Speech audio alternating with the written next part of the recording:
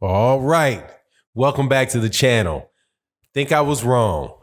The Errol Spence Jr. Shawn Porter fight is definitely not flying under the radar unless you think over 600,000 people that watched the last face-off between them is under the radar. Looks like there's a lot of interest in the fight. Let's talk about that and what's going to happen and some things I saw checking out tape on the fight in this video.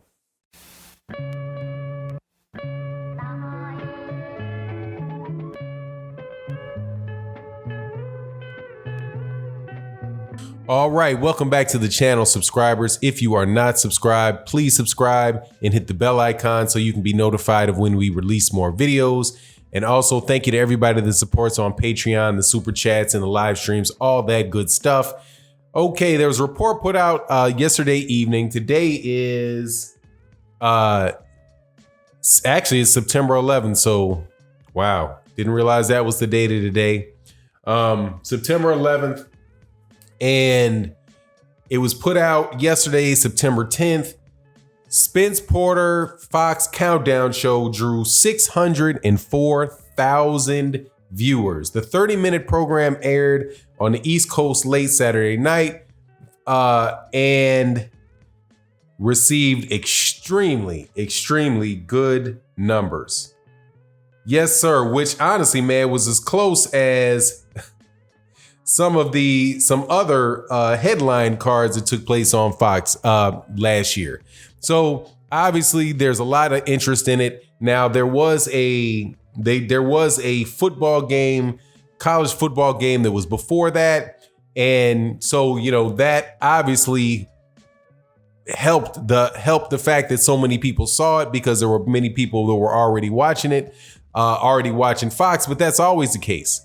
And that's why Fox is most likely, or in my opinion, always going to do better numbers than DAZN or Showtime and ESPN. ESPN just doesn't do a very good of a job promoting boxing, but in my opinion, because they just don't have very good fights. And it seems like ESPN, the good fights that they have, they're putting on, well, I mean, I don't even know if they've had really good fights, but the fights with the biggest name fighters, they're putting on ESPN Plus and not putting on the regular ESPN, like Vasyl Lomachenko, Terrence Crawford, and I guess now Tyson Fury, if you want to consider Tyson Fury a big name. I think Tyson Fury is more of a big fraud, and they're trying to put a big amount of hype behind him. But in the U.S., man, there's not a tremendous amount of interest. But back to the Errol Spence Jr. Shawn Porter fight. This is very promising for those guys' pocketbook, right? Because this is going to be a pay-per-view event. The fact that there's so many people that know about it, and also Fox was also promoting Errol Spence Jr. And I assume that they're going to continue to promote him in different football games. And Dallas Cowboys, it being one of the most popular sports franchises in the world, with a lot of really diehard fans. The fact that, you know, that the owner, Jerry Jones, and the Dallas community associates Errol Spence with the Dallas Cowboys, I think that that's going to make, you know, that might be a good, that might be one of the major reasons why this guy has such a tremendous following. So, man, I'm happy for that for his pocketbook. Now, I'm telling you that because I'm unabashed. I'm a fan of Errol Spence Jr. I absolutely think this guy I've actually met him one time. He's a very nice young man. He, at the same time, really tough, thick-skinned cat too. But I think very highly of him. I think very highly of him as a fighter. I think very highly of him as a person. Same thing with Shawn Porter. From everything that I've seen out the ring with Shawn Porter seems to be a really good guy. You know, he's definitely taken on all comers. He's fought some of the toughest fighters that there are at 147, between Danny Garcia, Keith Thurman, Andre Berto, or Yordanis Ugas. He fought Adrian Broner, he fought Kell Brook, right? All these guys are top level welterweights, except for maybe Adrian Broner. Andre Berto was a little past it, but you get my point. they're always, he's always fighting tough guys. So the fact that there's so many people that are aware of the fight, obviously, and that Fox is promoting the fight, I think is a beautiful thing for both of those guys. And I'm very, very happy for both of them. Now, as far as what that means for the fight, though, I'm paying for my pay-per-view. So, Fox is just preaching to the choir with that. And a lot of the hardcore fans that are supporters of this channel, you guys already know about the fight, are looking forward to the fight, and are going to support the fight. So, like I said, preaching to the choir. I'm interested in actually seeing this fight. And like I said in the introduction to this video, I actually spent last night, because I was so tired, man. I've been working out, trying to lose weight. Working out, man, for months now, doing something every day, and my body was so tired. The last night I was like, I'm just gonna sit down here and watch boxing matches because every bit of my body hurt. So I watched Shawn Porter versus Yordenis Ugas. I watched Errol Spence Jr. versus Kell Brook. I watched Shawn Porter versus Kell Brook, and I watched who did I say? Errol Spence Jr. versus Lamont Peterson, and Errol Spence Jr. versus Kell Brook. I watched the two Shawn Porter fights, one with Yordenis Ugas and one with Kell Brook. And let me tell you, man, Errol Spence Jr. is a better fighter.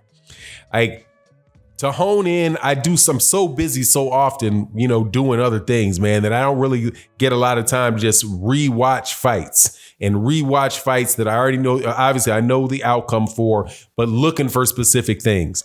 And I'm going to tell you right now, man, Errol Spence Jr. is going to be a lot of trouble for Shawn Porter. And the reason that I say that, and I'm actually going to do a breakdown video of this, a little closer to the fight, because, I think number one, I think I see what Mikey Garcia thought he saw in the fight against Lamont Peterson, which was a right hook. I do believe that's what he thought that he saw in a right hook with Lamont Peterson and Errol Spence, because there was a period in time when Lamont Peterson hit Errol Spence with right hooks maybe 3 or 4 times with right hooks that Errol Spence Jr. kind of shook off because he was being aggressive and trying to get him out of there. I think that's what Mikey Garcia thought if he could get him and mixed up into an exchanges, he could catch him with that right hook.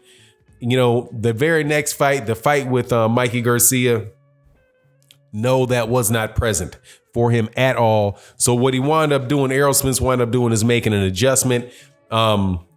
I watched Shawn Porter, Ugas, and man, I got to tell you, originally I thought, I don't really complain a lot about judges and scorecards. Because when the fight's in the book, the fight's in the book. That's what I feel about Deontay Wilder, Tyson Fury. That's what I feel about the Canelo Alvarez, Gennady Golovkin fights, Orlando Salido, Lomachenko. I don't care what it is. Pernell Whitaker versus Oscar De La Hoya. When those scores are when those judges say what the decision is, that's the decision, and you got to live with it. It's not changing unless you get a rematch, and even then, the original one's not changing. The guy just gets another shot to win a fight. But watching Yordenis Ugas and Shawn Porter, I agree with the guy that scored it for Yordenis Ugas 117-111. Because Shawn Porter hand feinted and foot feinted his way to a victory against Yordenis Ugas. That's how I saw it. I think that because Yordenis Ugas is a counterpuncher, and because he doesn't want to initiate the action, that Shawn Porter's hand fakes and head fakes and movements, jump side, kind of quirky jumps, footwork switches and all that, I think that bought him a lot of time with Yordenis Ugas that I don't think that's going to buy time with Errol Spence. I saw Lamont Peterson try a little bit of that, but Errol Spence Jr. is much more likely to take the lead and is much more likely to keep that distance, to quickly get in and close the distance between he and his opponent, unlike Yordenis Ugas.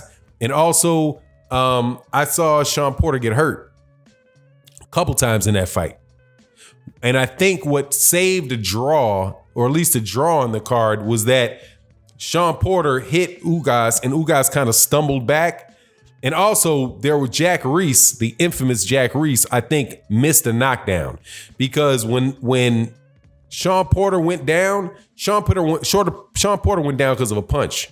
His foot slipped, but when he went down, he was slipped because he got hit with a punch. That should have been a knockdown. So I'm looking at how Shawn Porter looked in the Urdanis Ugas fight, and I don't think Urdanis Ugas is as fast. He's not as aggressive, and I don't think he's as fundamentally skilled as Errol Spence Jr. Errol Spence Jr. throws extremely, extremely straight punches. Straight, quick punches. And maybe Shawn Porter can catch him in some exchanges, but my thing with Shawn Porter and that is I'm noticing Shawn Porter really doesn't crack like that. Shawn Porter can land a lot of punches. He can rough you up. And I heard Kenny Porter in the corners telling him, rough him up, rough him up. So that dirty stuff that he's doing, that's planned. The headbutts, all that's planned because Kenny Porter's asking him to do it in the corner. But anyway, let me know what you think in the comment section. Is this fight going to do well? Who do you got winning the fight? All that good stuff. Let me know in the comment section. And with that, I'm out. Peace.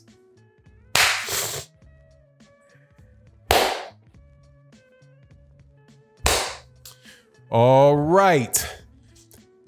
Anthony Joshua and Andy Ruiz coming up soon. Let's talk about something that Andy Ruiz said about Anthony Joshua and little Andy Ruiz, Tyson Fury as well. Let's talk about that in this video.